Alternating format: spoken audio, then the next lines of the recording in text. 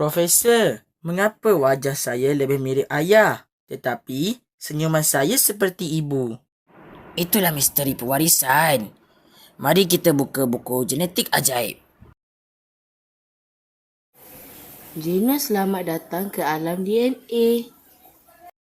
Hebat! Saya seperti berada di dalam tubuh manusia.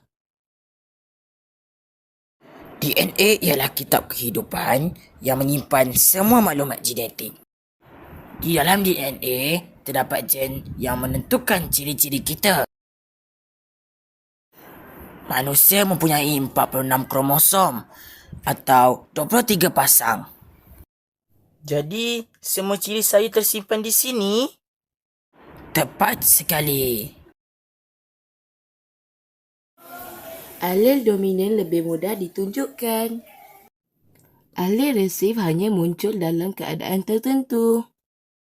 Oh, sebab itu adik-beradik boleh kelihatan berbeza.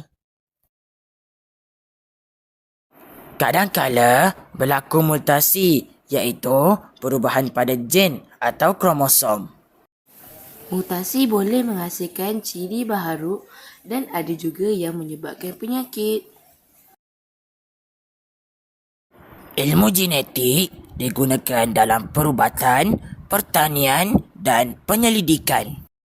Rupanya, sains lebih hebat daripada sihir.